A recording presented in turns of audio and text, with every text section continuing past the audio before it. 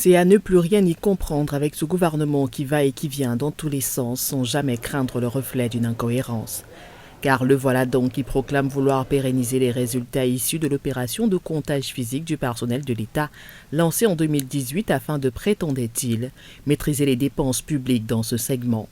Devenu chantre du discours gouvernemental sur les économies budgétaires, Louis-Paul Motazé se balade de tribune en tribune en racontant souvent la même histoire.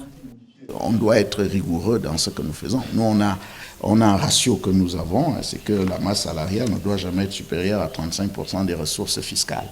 On le fait pourquoi? Parce qu'il ne suffit pas seulement de créer des postes, encore faut-il pouvoir toujours payer. Vous savez qu'il arrive souvent dans beaucoup de pays, et c'est d'ailleurs déjà arrivé dans notre pays, qu'on dise à un moment qu'on est obligé de couper les salaires, de baisser les salaires parce que la masse salariale devient insupportable. À l'heure actuelle, c'est 105 milliards, ça c'est un chiffre que je vous donne, c'est 105 milliards chaque mois que le ministre des Finances doit trouver pour payer les salaires. 105 milliards chaque mois.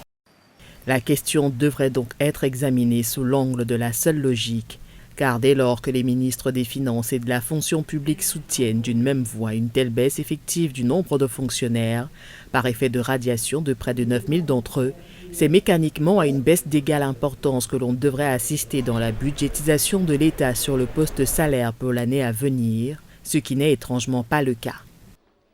Au contraire, sans la moindre logique, l'on assiste même plutôt, et cela de façon continue depuis une dizaine d'années, à une explosion de dépenses de personnel de l'État qui ont grimpé sur une moyenne de 50 milliards par an pour se rapprocher cette année de la bagatelle somme de 1587 milliards en un an, un record.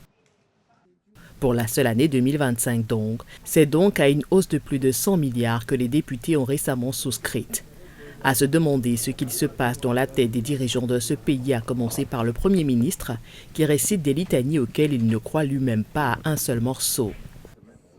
Au plan économique, en dépit d'un contexte international et national souvent difficile, marqué par de nombreuses crises sécuritaires, alimentaires et géopolitiques, le gouvernement a mené avec détermination des actions ayant conduit à des résultats notoires. C'est peu de dire que c'est à ne plus rien y comprendre. Les faits sont là, têtus, tendant à montrer que le gouvernement ne maîtrise ni le nombre de ses fonctionnaires, ni le montant de ressources qu'il leur alloue annuellement.